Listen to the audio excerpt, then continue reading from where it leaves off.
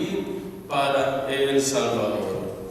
Gracias a Dios por los signos y todo lo que hasta acá hemos hecho. Y ahora vamos a predicar la palabra del Señor en el capítulo 2 de Efesios. Efesios capítulo 2, versos 11 al 22. En la página 860 lo pueden encontrar. He querido titular este sermón La iglesia fortalecida por el estudio bíblico. La iglesia que es fortalecida por el estudio bíblico. La página número 860 de la Biblia que tienen allá a la mano. Lo leemos y dice la palabra de nuestro Señor Jesucristo. Por tanto, acordaos de que en otro tiempo vosotros los gentiles, en cuanto a la carne, erais llamados incircuncisos por la llamada circuncisión hecha con mano en la carne.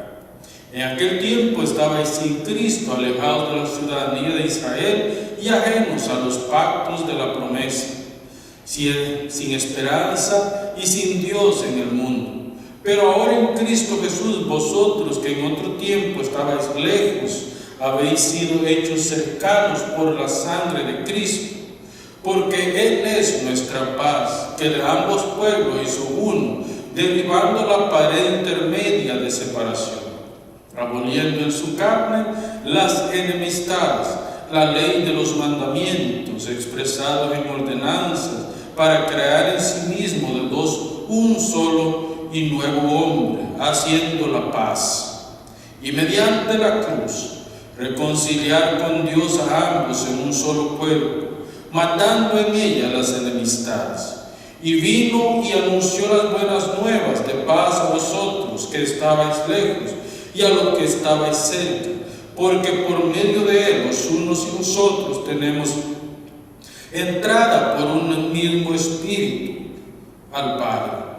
Así que ya no sois extranjeros ni advenedizos, sino conciudadanos de los santos y miembros de la familia de Dios, edificados sobre el fundamento de los apóstoles y profetas, siendo la principal piedra del ángulo Jesucristo mismo, en quien todo el cuerpo o todo el edificio, bien coordinado, va creciendo para ser un templo santo en el Señor, en quien vosotros también sois juntamente edificados para morada de Dios en el Espíritu. Hasta ahí la palabra del Señor. Nos vamos a enfocar específicamente en los últimos versículos, del verso 20 al verso 22. Hermanos, ¿qué es lo primero que viene a nuestra mente cuando hablamos del estudio bíblico? ¿Cuál es el primer sentimiento que sentimos, valga la redundancia, cuando hablamos del estudio bíblico? Alguno podrá decir sueño, pereza, cansancio, agitación, poco entendimiento. Otro podrá decir simple y sencillamente no me interesa. Pero ¿sabían ustedes que Dios se toma muy en serio la capacitación de su pueblo?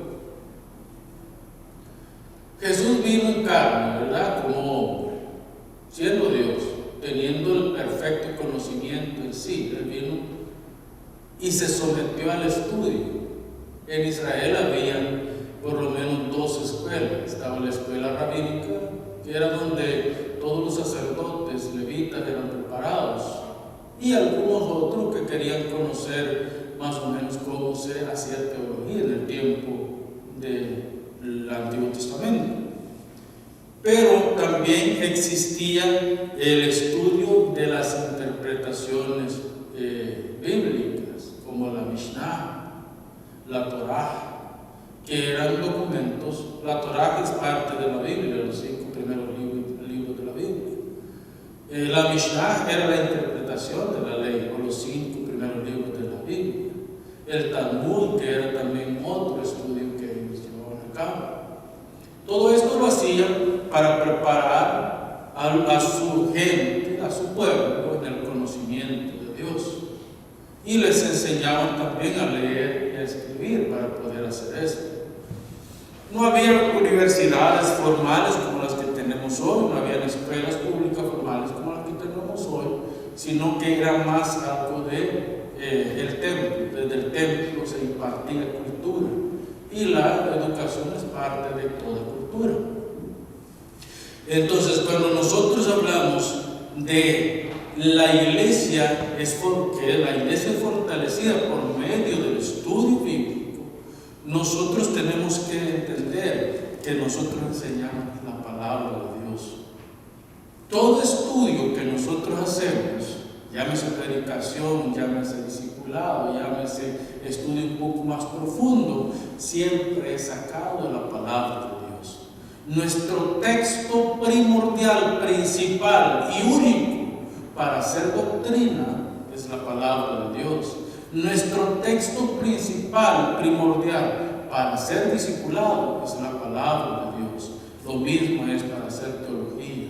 Entonces todos nosotros de alguna manera entendemos un poco de la Biblia, ya sea por predicación, ya sea porque hemos leído la Biblia, o ya simple y sencillamente sea porque nos interesamos a leer folletos que otros hermanos y pastores preparan. Pero entendemos de alguna manera la Biblia.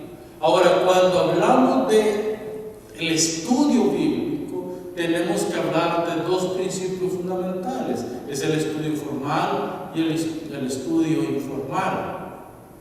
El estudio formal es todo aquel que nosotros preparamos, seguimos un orden sistemáticamente hablando para poder enseñar. El estudio informal puede ser esporádico y puede ser saltando de un tema a otro, pero al final es estudio de la palabra del Señor. Ahora, cuando nosotros hablamos del estudio de la palabra del Señor, nosotros debemos compenetrarnos, o sea, meternos, profundizar en la palabra del Señor, porque en ella nosotros tenemos la vida eterna y son las que dan testimonio de Cristo Jesús. Este fue el gran reproche de Jesús a los fariseos. Y hoy estamos llenos de fariseos, hermanos, que dicen conocer la palabra del Señor, pero yo les aseguro que eso, si Cristo nace de nuevo, lo matan otra vez. Lo matan. Porque son tan santos y tan perfectos que todo el mundo fuera de ellos es perfecto, pero ellos son perfectos. Entonces, nosotros tenemos que entender que entre más profundizamos en la palabra de Dios, más humildes debemos ser. Porque al que más se le da, más se le demanda. Ese es el gran principio del Señor. Algunos podrían argumentar, pero si los apóstoles eran gente iletrada, pero eso es incorrecto. Los apóstoles estuvieron con el Rey de la Sabiduría por 3 años y medio, internos, 3 años y medio de estudio profundo de la palabra del Señor. Jesucristo no dormía ni comía bien porque él sabía que le quedaban 3 años y medio para formar bien a sus discípulos, y de esta manera ellos podían llevar el mensaje de salvación.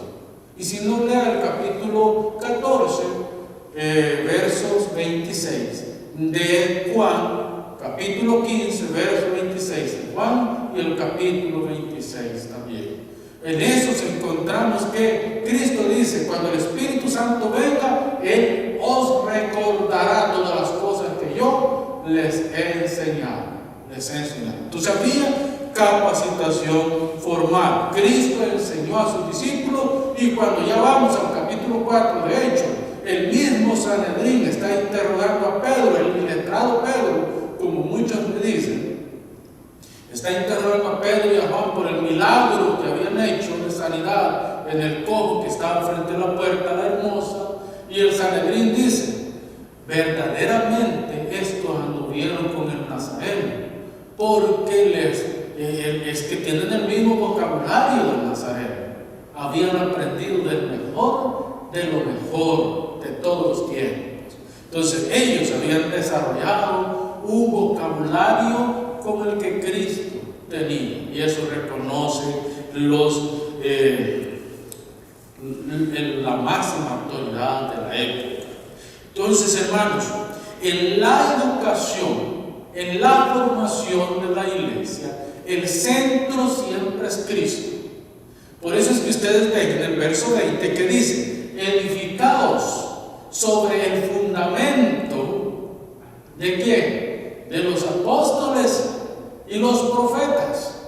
No estamos hablando de la denominación que se llama apóstoles y profetas, ni estamos hablando nunca de este movimiento herético de apostolado y proféticos. No, ese es un movimiento herético, completamente en contra de la palabra de Dios. Nosotros estamos hablando acá del Antiguo Testamento, de los escritos del Antiguo Testamento y los escritos del Nuevo Testamento.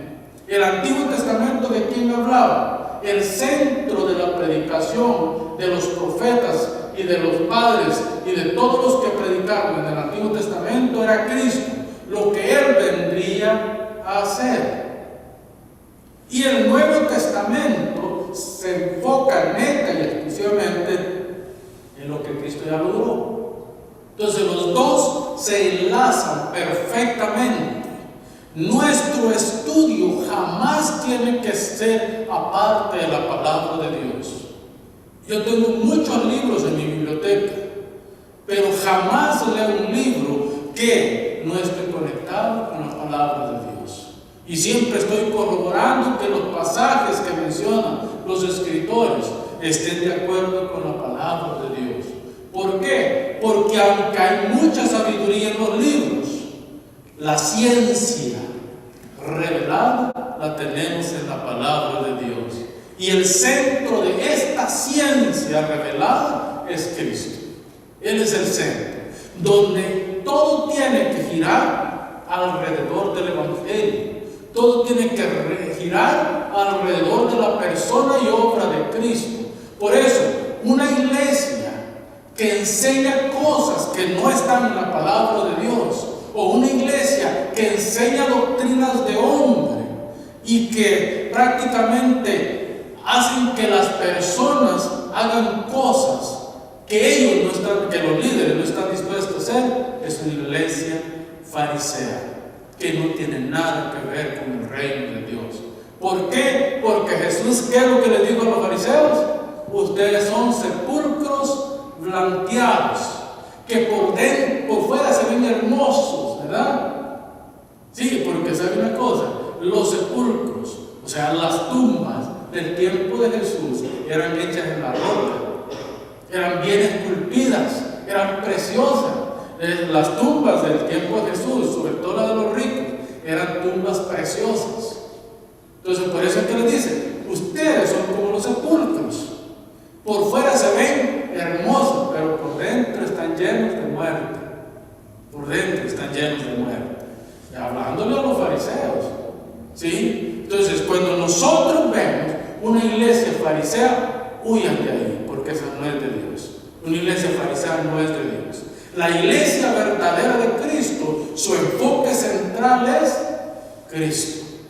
Cristo.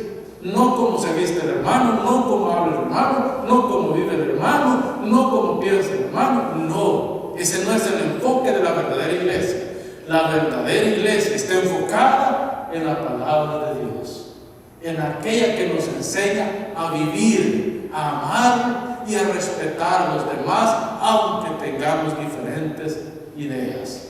Eso es lo principal que Dios nos enseña. Hermanos, el apóstol Pablo aconseja bien claro. Miren lo que dice: edificaos, edificaos. Ahora piense usted, esta palabra es una palabra que tiene que ver con la construcción. ¿Qué es edificar? Edificar es construir o reconstruir algo que está dañado, ¿sí? O construir algo desde cero. Entonces el Señor dice, el apóstol Pablo está diciendo: edificaos. Está hablando de dos pueblos. En este contexto, el apóstol Pablo está hablando del pueblo de Israel y de los gentiles. Los gentiles se jactaban porque decían: Dios desechó a Israel y nos escogió a nosotros. Ahora nosotros somos más especiales que Israel. Entonces el apóstol Pablo dice: no, señores, no es así el asunto. No es así. Israel también tiene pacto Dios con ellos, también tiene promesa Dios para ellos. Ahora ustedes, ¿qué tienen que hacer? Edifíquense los unos a los otros. No importa si yo estoy en contra o tal vez no coincido con algunos puntos doctrinales de una iglesia, pero si en esta iglesia se mantienen aquellos principios fundamentales de las Escrituras, yo no tengo por qué odiar a mi hermano. Al final vamos a vivir la eternidad juntos. ¿Sí? Es ofensivo delante de Dios que un hermano esté dañando la dignidad de otro hermano cuando vamos a vivir la eternidad juntos. Por eso el apóstol Pablo dice: edifíquense, construyanse, levántense los unos a los otros y fórmense en el amor de Cristo, que es, en el Antiguo Testamento, los 39 libros que componen el Antiguo Testamento y los 27 libros que componen el Nuevo Testamento. Entonces estamos hablando de 39 el Antiguo, 27 el Nuevo Testamento. En esto es que tenemos que edificar.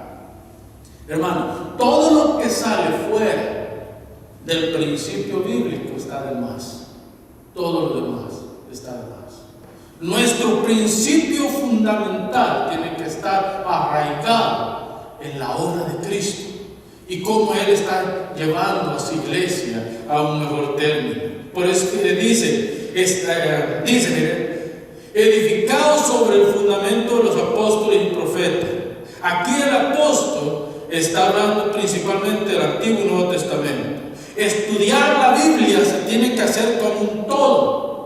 Yo no puedo sacar los textos fuera de contextos. Yo no puedo agarrar una porción de la Biblia para atacar a mi hermano, para darle duro a mi hermano. Eso es pecado, hermano, y es juzgado por Dios. Eso es condenado por Dios. Yo no puedo utilizar la Biblia para dañar la dignidad de mi hermano. No puedo. No debo hacerlo. ¿Sabe por qué? Porque cada vez que yo ataco la dignidad de mi hermano con la Biblia, estoy haciéndome daño a mí mismo, porque yo soy parte del mismo cuerpo. ¿O acaso usted agarra su mano y agarra un martillo y la pone sobre la prensa y se da un martillazo en su mano? ¿Verdad que no? Y cuando usted se machuca el dedo o le pasa algo en su mano, ¿qué es lo que hace?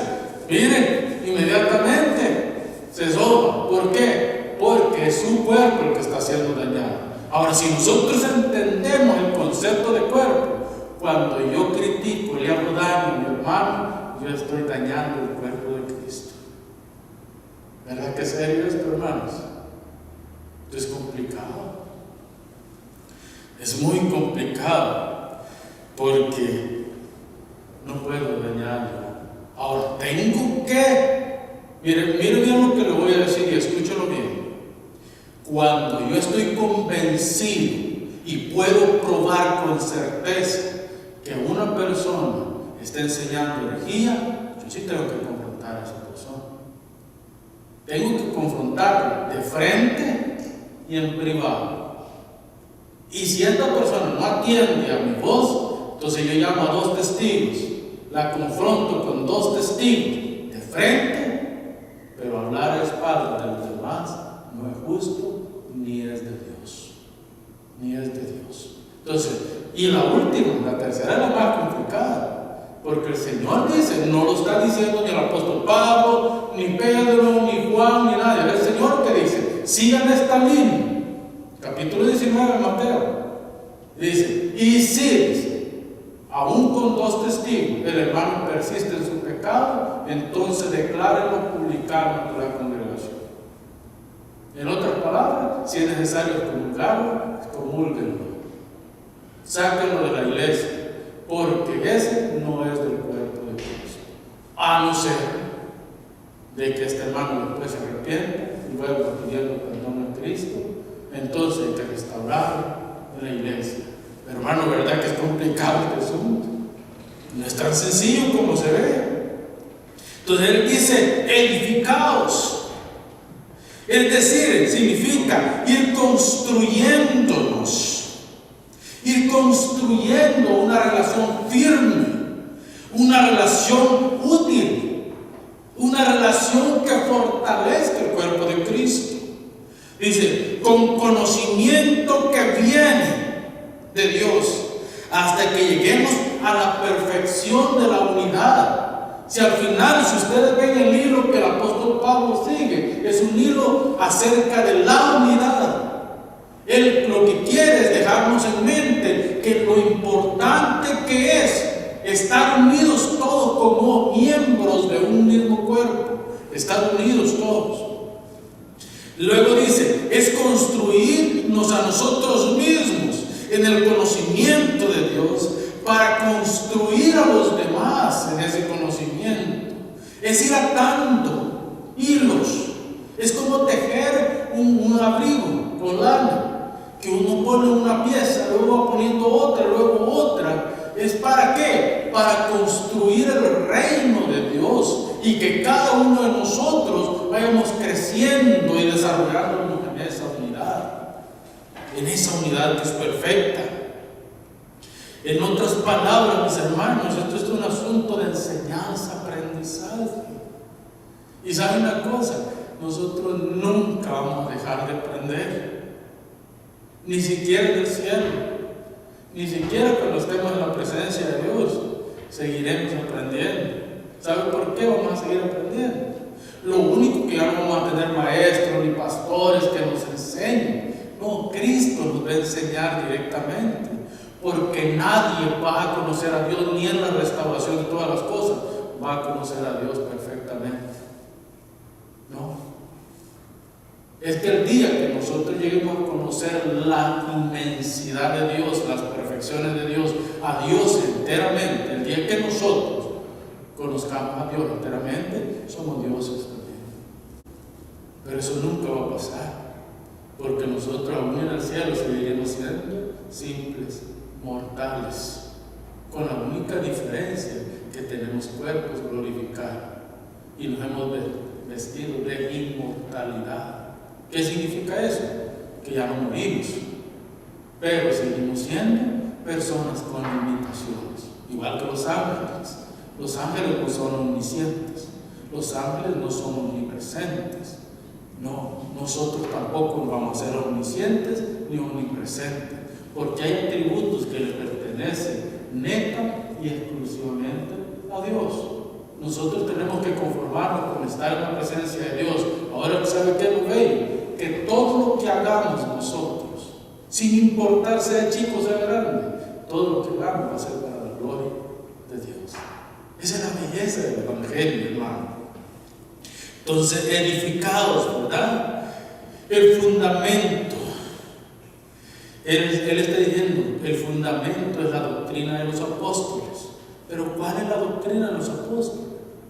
Es la obra de Cristo. Eso es todo lo que ellos enseñaron. ¿Se imagina usted? Tomás dice, no, Señor.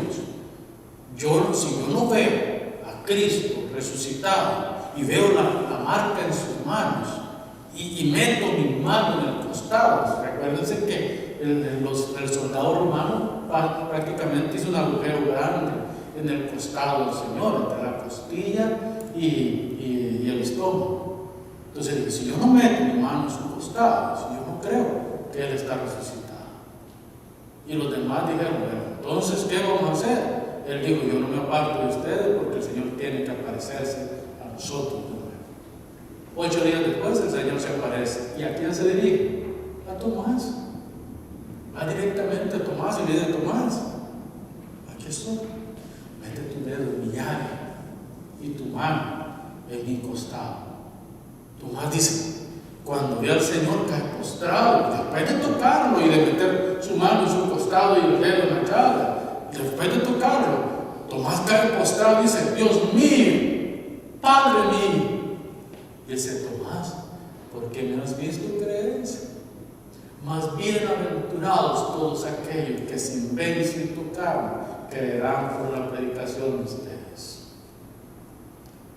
Yo me imagino que Tomás iba por todo el imperio greco-romano y decía, señores, yo metí mi mano en su costado, yo metí mi dedo en sus llagas. Este es el testimonio que yo tengo. No tengo otra cosa que contarles, sino que yo lo vi resucitado. yo lo vi y tenía las llagas, y yo lo vi cuando de repente se apareció en medio de nosotros, y lo vi cuando Él directamente fue a mí. ¿Por qué? Porque Él estaba presente cuando yo dudé. Él estuvo ahí cuando yo dudé.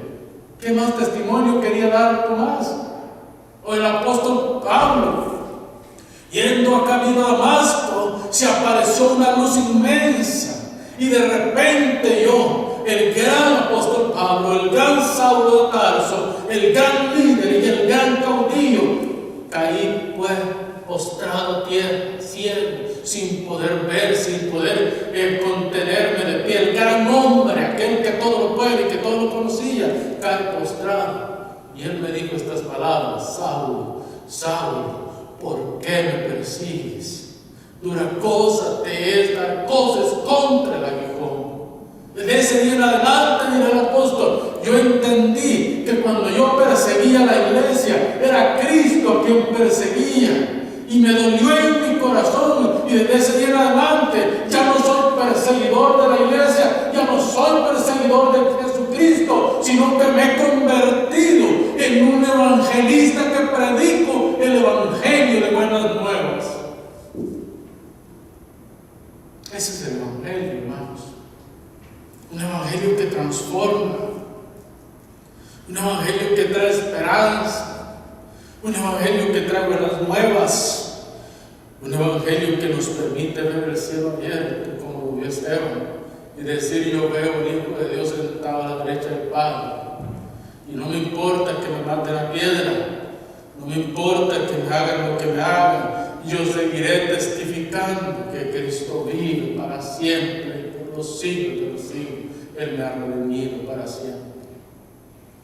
Hermanos, ¿cuánta falta nos hace este evangelio a nosotros hoy en día?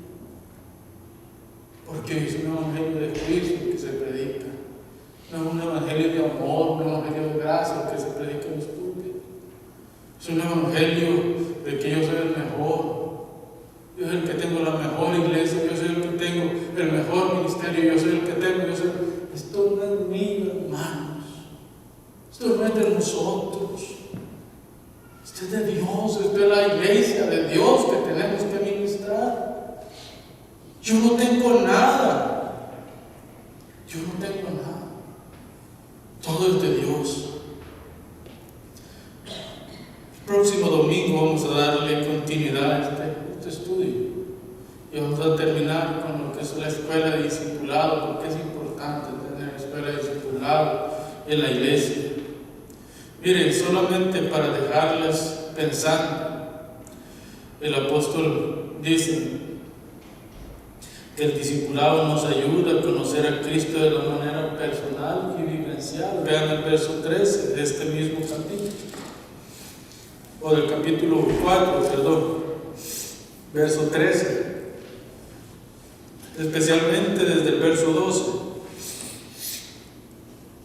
Dice: a fin de perfeccionar a los santos. Miren qué precioso este versículo. Para la obra del ministerio, para la edificación del cuerpo de Cristo. Pero ¿qué dice el verso 13? Hasta que todos lleguemos. Miren qué precioso, hermano, porque el evangelio no es de individualista, el evangelio es de cuerpo. Hasta que todos lleguemos a la unidad de la fe y del conocimiento del Hijo de Dios, a un varón perfecto, a la medida de la estatura de la plenitud de Cristo. O sea, nosotros nos vamos formando, nos vamos educando, vamos creciendo. Por eso es que el principio que Él desarrolla aquí es un principio personal. ¿Qué quiere decir personal? Significa que conforme yo voy indagando, conforme yo voy profundizando en la palabra de Dios, mi vida va creciendo. Mi manera de pensar va cambiando, mi manera de hablar va cambiando. ¿Por qué? Porque mis palabras nunca los van a transformar a ustedes. Lo que va a transformar su manera de pensar y de creer es la palabra de Dios. Es ella la que los va a transformar. Si ustedes tienen por lo menos una media hora todos los días de lectura y de oración, créanme que su vida va a sufrir un cambio drástico. va a sufrir un cambio drástico. Por eso estamos hablando de un crecimiento personal, pero también un crecimiento vivencial, es decir, su fe se va a ir fortaleciendo y va a ir, ¿qué diría? Va a ir ensanchando su conocimiento, pero también su fe va a ir poniéndola a la práctica, llevándola a la práctica en su forma de orar, en su forma incluso de pedirle a Dios. ¿Se ha fijado que nosotros, por ignorancia, cuando vamos a orar llevamos una lista como que vamos al supermercado? Pero hago un análisis de esa lista. Dame. Todo es, Señor, dame. Señor, dame salud. Señor, dame dinero. Señor, dame un buen lugar para donde congregar. Señor, dame. Todo es, dame. Cuando nosotros vamos al supermercado, nosotros necesito esto otro. La lista está basada en lo que necesito. Lo que necesito yo, lo que necesita mi familia. Pero cuando nosotros vamos al principio bíblico, tiene que ser: Señor, yo te adoro por todo lo que tengo, o sea, que tenga en abundancia o que tenga en escasez, yo te adoro, Señor, porque no me sobra ni me falta. Es tu voluntad que yo viva como vivo, no me conformo, pero la acepto. ¿Sí me explico? Es que no se trata de conformarse a vivir solo con frijoles y arroz todos los días, ¿verdad? No, a Dios hay que pedirle, hay que saber pedirle, no ir con la lista de supermercados, ¿sabes? Pero eso lo vamos a entender conforme vamos profundizando en la palabra de Dios y nos damos cuenta que de Él la tierra y su plenitud, de Él es todo. Nosotros no tenemos nada, hasta los hijos que amamos tanto le pertenecen a Él. Por eso es que tenemos que aprender a dejarlos volar, que ellos tomen sus propias decisiones, que ellos vivan su propia vida. ¿Por qué? Porque no son míos, son de Dios. Él me los entregó para que yo los cuidara mientras ellos crecían y volaran. Y ahí para allá es asunto de Dios con ellos. Es un asunto, hermano, de vivir para Dios. Hay dos principios y con este cierro. El primer principio, se anuncia a Cristo con esperanza. Cuando nosotros profundizamos en la Escritura, nuestra esperanza cambia. Anunciamos a Cristo, ya no con machete y a machetear a todo el mundo. No, ese no es el Evangelio. No, hermanos, ese no es el Evangelio. Agarrar un machete y darle a todo el mundo, eso no es de Cristo. Nosotros tenemos que predicarle a las personas que es importante que se arrepientan. Pero yo no tengo por qué condenar a las personas.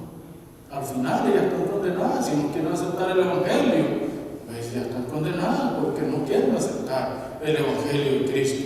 Pero yo tengo que seguirles predicando que vive un día ardiente como un horno, que necesitan arrepentirse, que necesitan vivir para Dios. Esa es mi responsabilidad. Y segundo, se les enseña el camino a la maduración cristiana. Mi deber con ustedes, los que se congregan en esta iglesia, sean muchos, sean pocos, mi deber es enseñarles a que maduren en la fe.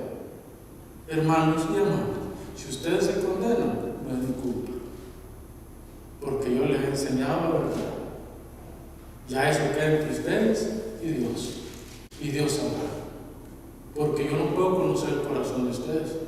Y miren, no se equivoquen, hay gente que dice: es que si no pasa al altar y levanta su mano y hace la oración. ¿Cuántas personas han hecho una oración enfrente del altar y siguen una vida de pecaminosidad todavía? No se trata de eso, hermano. Ustedes pueden hacer 1000 oraciones pidiéndole perdón a Dios y seguir siendo los mismos paganos siempre. A mí no me interesa que ustedes pasen aquí al altar recibiendo al Señor.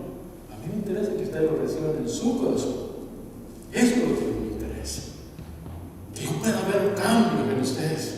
Que yo pueda ver que ustedes están desarrollando una relación con Dios, que verdaderamente viven para Dios y que cada cosa que hacen y dicen están encaminados a la gloria de Dios. Eso es lo que me interesa. ¿Por qué? Porque esa es la verdadera transformación. Y no estoy diciendo que no hay que orar ni hay que pedirle perdón a Dios. Yo lo hago todos los días, porque todos estoy diciendo es que su vida tiene que ser transformada. Es su corazón el que tiene que ser transformado. Lo demás es relativo. Lo demás puede funcionar, puede que no funcione.